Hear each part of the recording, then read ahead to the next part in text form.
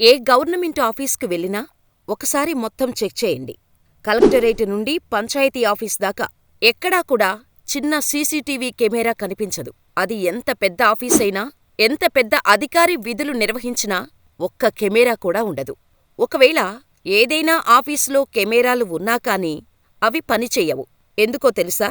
అవినీతి, లంచం రుచిమరిగిన అధికారులు తమ అక్రమ వ్యాపారం ఎక్కడ బట్టబయలు అవుతుందో అని.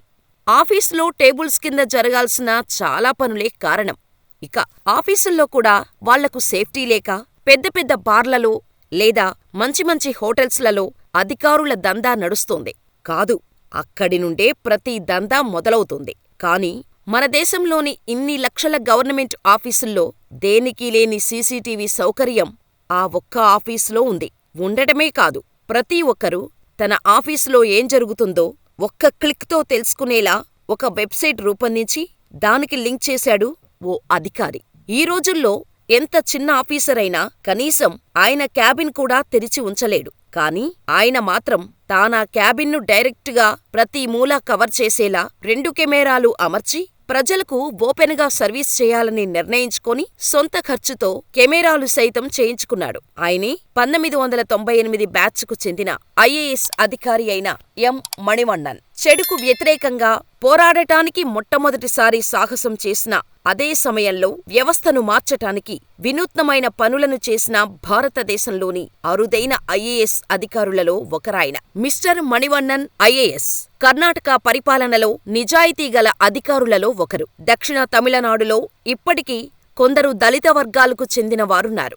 అందులో మణివన్నన్ తండ్రి కూడా ఒకరు. దళిత వారంగరికి చెందిన మణివన్నన్ చిన్నతనంలో స్కూలుకి వెళ్తే స్కూల్లో అనుమతించేది కాదు. దాంతో కష్టపడి చదివి అనేకమార్లు చాలామంది చిన్నచూపు చూసినా, నీచంగా అవమానించినా దిగమింగుకొని ఏదోలా కష్టపడి చదువుకున్న మణివన్నం 10th పాసయ్యాడు. ఆ తర్వాత కాలేజీలో చేరాలి. అక్కడికి వెళ్ళాక అక్కడ కూడా మళ్ళీ రిపీట్, కాలేజీలో చేర్చుకోమన్నారు. దాంతో మణివన్నన్ తండ్రి పొన్నయ్య ఆ సమాజం, ఆ గ్రామం తమ పట్ల ప్రవర్తిస్తున్న తీరుకు కోపంతో రగిలిపోయి ఆ గ్రామాన్ని విడిచిపెట్టి మధురైలో స్థిరపడ్డాడు. మధురై వెళ్ళాక ఇండియన్ రైల్వే చిన్న ఉద్యోగంలో చేరాడు. వాస్తవానికి పొన్నయ్య చిన్నప్పటి నుండి దళితుల పట్ల సమాజం ఎలా ప్రవర్తిస్తుందో చిన్నప్పటి నుండే చూస్తూ వస్తున్నాడు. దాని కారణంగానే పొన్నయ్య ఎంతో ఇష్టమైన చదువును సైతం పూర్తి చేయలేకపోయాడు. దాంతో తన కొడుకులు కూడా తనలా అవ్వకూడదని, అతను చేయలేనిది తన పిల్లలు చేయాలని నిర్ణయించుకున్నాడు. అతని 5 కొడుకులలో 3 ఇంజనీర్లు, 2 డాక్టర్లను చేశాడు. పొన్నయ్య తన జీవితంలో 50% పుస్తకాల కోసమే వెచ్చించాడు. తన జీతం పొందిన రోజు మొదటి రోజు నుండి అతను పుస్తకాల కోసం షాపింగ్ చేయటానికి తన పిల్లలను తీసుకెళ్లేవాడు. అలా దాదాపు 60,000 పుస్తకాలు కొని సొంతంగా ఒక లైబ్రరీని నిర్మించాడు. అయితే మణివన్నన్ శ్రీరంగంలోని ఇంట్లో ఈ పుస్తకాలు చదువుతూనే పెరిగాడు. ఇంట్లో టైం టేబుల్ కూడా ఉండేది. అలా చదువులో టాపరైన అతను క్షిపణి శాస్త్రవేత్త కావాలనుకుని కెమికల్ ఇంజనీరింగును ఎంచుకున్నాడు.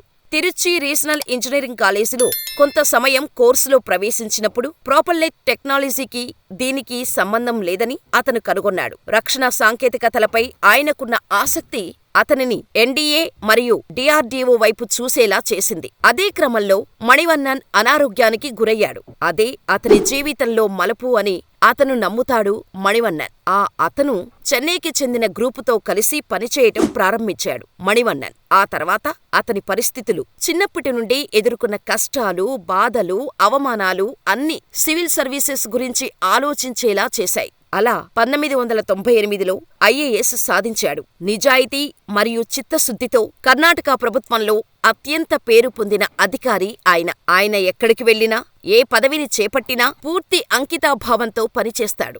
దీనివలన ఆ ప్రాంత ప్రజలు అతనితో చాలా అనుబంధం ఏర్పరచుకునేవారు. అతని బదిలీలు ప్రజల నిరసనలను రేకెత్తించాయి. అతని పదవీకాలంలో 12 సంవత్సరాల సర్వీసులో 11 బదిలీలు పొందారు. కొన్ని సందర్భాల్లో 3 నెలల్లో మరియు ఒక సందర్భంలో కేవలం 13 రోజుల్లోనే బదిలీ చేయబడ్డారు. అంటే అర్థం చేసుకోవచ్చు ఆయన నిజాయితీ ఎలా ఉంటుంది అనేది.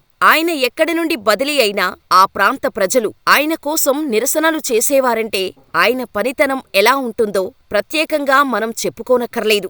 సాధ్యమైనప్పుడల్లా, సాధ్యమైనంత వరకు దేశానికి సేవ చేయటానికి సిద్ధంగా ఉన్నాడు. అనుకున్నది సాధించినప్పటికీ మణివన్నన్కి తృప్తి కాలేదు. సివిల్ సర్వీసెస్ను వదులుకొని అతను టెరిటోరియల్ ఆర్మీలో లెఫ్టినెంట్గా జాయిన్ అయ్యాడు. అలా మారిన మొదటి ఐఏఎస్ అధికారి మణివన్ననే. అతను అధికారికంగా పరీక్షలు అన్నీ రాశాడు. ఎస్ఎస్బీని క్లియర్ చేశాడు.